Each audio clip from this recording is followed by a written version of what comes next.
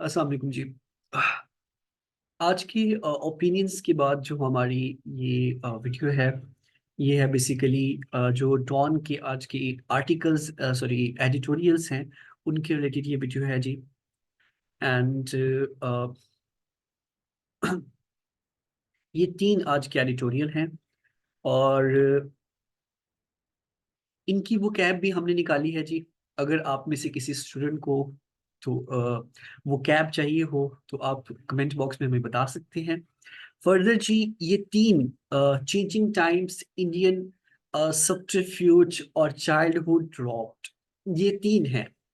तो हम थोड़ी थोड़ी बात करेंगे ब्रीफली इन सब के मेन आइडिया के ऊपर, और ताकि शॉर्ट टाइम में जो इनका मैसेज है वो आप तक पहुंच सके। बाकी इसके फैक्ट्स एंड फिगर्स आप इनको पढ़ के निकाल सकते हैं। चेंजिंग टाइम्स में बेसिकली है क्या जी? चेंजिंग टाइम्स में अ, जो रिसेंटली, अगर आपने एक आर्मी चीफ साहब की एक इंटरेक्शन देखी होगी स्टूडेंट्स के साथ, और इससे पहले एक इंटरेक्शन थी आईएसआई चीफ की स्टूडेंट्स के साथ, तो और जिसमें आईएमएफ सॉरी आर्मी चीफ ने कहा था कि जो सोशल मीडिया है बेसिकली ये एक शैतानी अंसर है। तो चलिए हम इसके ऊपर बात करते हैं। बेसिकली पूरा आर्टिकल इस चीज के ऊपर है। तो वो कहता है कि डेफिनेटली पाकिस्तान की जो पॉलिटिक्स का एक यानी कि उसके जो उसका जो डिस्कोर्स है वो चेंज हो चुका है, उसमें एक पैराडाइम शिफ्ट आया है। डेफिनेटली जिस तरह अ, आज के दौर में सोशल मीडिया है, हर हर पर्सन जो है वो इंडिविजुअली फ्री है कि वो अपनी ओपिनियन का इजहार कर सकता है। तो इन चीज़ों को जो हमारे बुजुर्ग हैं, जो हमारे बुजुर्ग लोग हैं जी, उनको स्पेशली जो हमारी अथॉरिटीज़ हैं, जो हमारे जो पॉलिसी मेकर्स हैं, उनको इन चीज़ों को समझना होगा। बिकॉज वो अब इसको सिर्फ एक एंगल से नहीं देख सकते जिसको वो देखते आ रहे हैं, कि इसको वो फिफ्थ जनरेशन वॉरफेयर के एंगल से देखते आ रहे हैं। अब उनको अपनी ये अप्रोच चेंज करनी पड़ेगी। फर्दर इसमें जी जो राइटर है वो कुछ और चीज़ों का भी, और चीज़ों के अबाउट भी बात करते हैं। वो कहता है कि अगर आपने देखा हो तो पीटीआई के ऊपर अनप्रेसिडेंटेड क्रैकडाउन हुआ।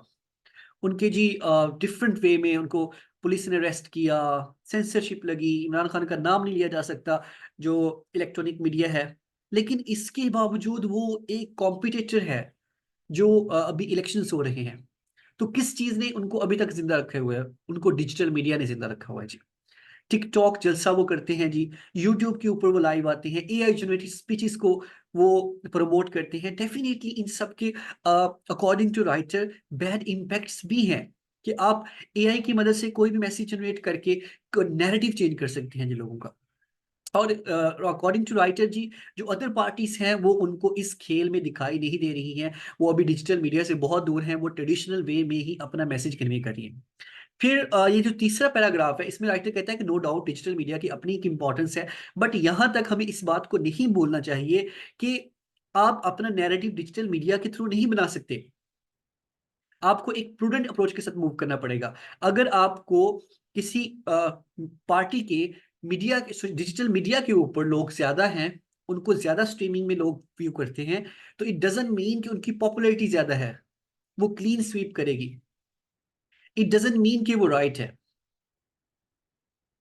तो अकॉर्डिंग टू राइटर जी, वो ये कहता है कि हमें अपनी प्रूडेंट अप्रोच के साथ मूव करना चाहिए। नो डाउट हमें लाइफ में इन टिकटॉक या दूसरी जो डिजिटल मीडिया प्लेटफॉर्म्स हैं इनको यूज जरूर करना चाहिए, इनसे अवेयर जरूर रहना चाहिए, बट अपनी नैरेटिव को हमें इनके अकॉर्डिंग बिल्ड नहीं करना चाहिए।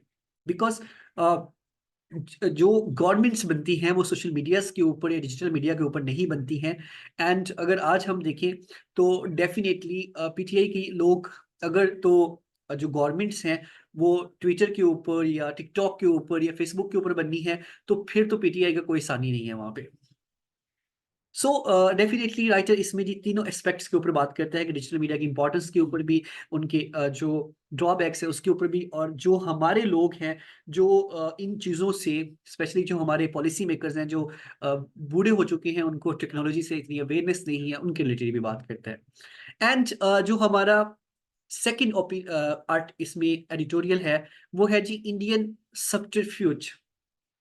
ये बेसिकली एक्स्ट्रा जुडिशियल किलिंग्स के बारे में है, जिसमें डेफिनेटली इंडिया जो है वो इन्वॉल्व है डिफरेंट कंट्रीज में, ठीक है। और इसमें कुछ राइटर मिसालें देता है कि कनाडा और यूएसए में जो खालिस्तान के कुछ लीडर्स थे उनको किल्ड करवाया गया। फिर कुलभूषण यादव की एक मिसाल देता है जो पाकिस्तान में ही बलोचिस्तान के एरिया में इंसर्जेंसी को हवा दे रहा था, उनको फंड कर रहा था, और ये रॉ की तरफ से हो रहा था, इंडियन रॉ की तरफ से। फिर उनकी डेफिनेटली इसके ऊपर बात करता है उनकी फॉरेन पॉलिसी की, कि जो इंडिया की फॉरेन पॉलिसी है कि अगर कोई उनके अगेंस्ट, कोई उनसे इख्तलाफ रखता है तो डेफिनेटली वो उनको उसको कत्ल कर देंगे। तो ये उस चीज के अगेंस्ट बात करता है। और यहाँ पे मेंशन किया जाता है कि एक और मिसाल कि मोहम्मद रियाज को जो कत्ल किया गया रावला कोर्ट में, उनकी जो सस्पेंशन डेथ थी, फिर उसके बाद शाहिद लतीफ की। एंड फर्दर जी इसमें जो जो फर्दर इसको चीज़ों को लेके चलता है, वो कहता है जो इंडिया के लोग हैं या जो उनकी एजेंसीज हैं वो ऑपरेट करती हैं गल्फ कंट्रीज में से।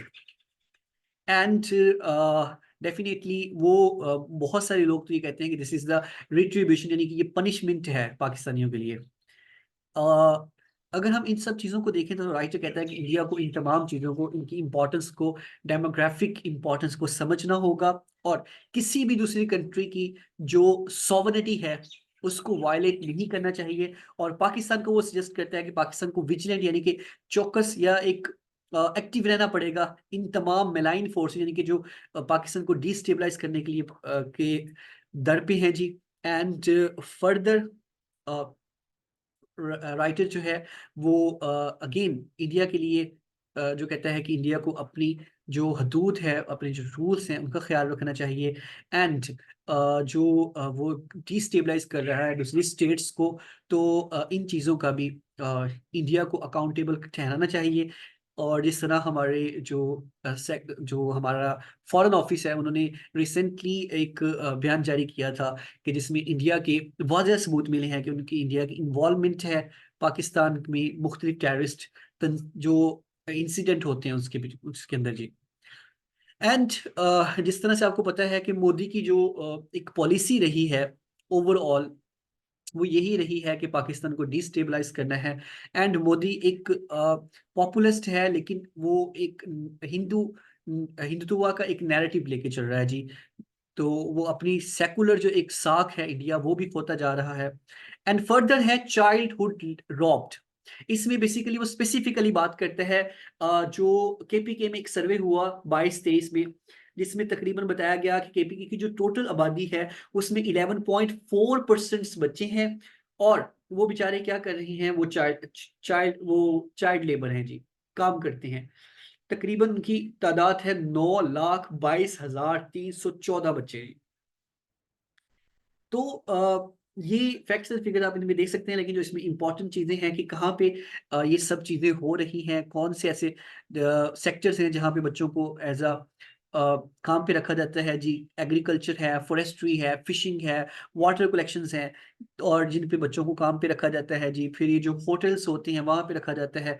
सो इस तरह से तकरीबन जी जो एक पोटेंशियल लेबर है केपीके की, वो बच्चों के ऊपर उनकी डिपेंडेंस है जी। एंड फर्दर जब हम देखते हैं तो राइटर कहता है कि ये एक बहुत ही तल्ख हकीकत है जिसको हमें एक्सेप्ट करना होगा। और डेफिनेटली चाइल्ड लेबर के अगेंस्ट सिर्फ एक ही टूल काम कर सकता है, और वो है एजुकेशन। और एजुकेशन को फ्री करना होगा। पाकिस्तान में चाइल्ड लेबर के जो रूल्स हैं उनको स्ट्रिक्ट मैकेनिज्म के साथ फॉलो करवाना पड़ेगा जी। और इसके साथ साथ बच्चों के लिए जो बच्चों के पेरेंट्स हैं, बिकॉज उनकी वजूहत जो कॉजेज हैं वो यही है कि वो उनको खाना नहीं दे सकते, तो फिर वो उनको काम पे लगा देते हैं। जो बढ़ती हुई इन्फ्लेशन है, पॉवर्टी है, इन सब चीज़ों के लिए जो लोग अपने बच्चों को अफोर्ड नहीं कर सकते उनको गवर्नमेंट को कोई ना कोई वजीफा लगाना पड़ेगा जी। ये तमाम जो चीज़ें हैं वो इसके अंदर वो डिस्कस करता है जी। और इसके साथ साथ वो बताता है कि जो एजुकेशन है that is the only tool जो चाइल्ड लेबर जैसी कर्स के अगेंस्ट काम कर सकता है। और जो बच्चे हैं केपी की और पाकिस्तान में डेफिनेटली ये एक अच्छा फ्यूचर डिजर्व करते हैं। और जो जिस कंट्री के जो बच्चे होते हैं वो उस कंट्री का फ्यूचर होते हैं जी। और हमारे यहाँ हम अपने फ्यूचर को खुद अपने हाथों से खराब कर रहे हैं, उसको मार रहे हैं अपने फ्यूचर को जी। ये तीन जो एडिटोरियल्स थे इनको मैंने आपके साथ एक्सप्लेन करने की कोशिश की जी। होपफुली आप तक जो मेन आइडिया है वो कन्वे कर पाया होगा। और अगर आपको हमारी ये वीडियोस ये जो एक हमारा इनिशिएटिव है अच्छा लगे जी, तो चैनल को सब्सक्राइब करें, वीडियो को शेयर करें। Thank you so much.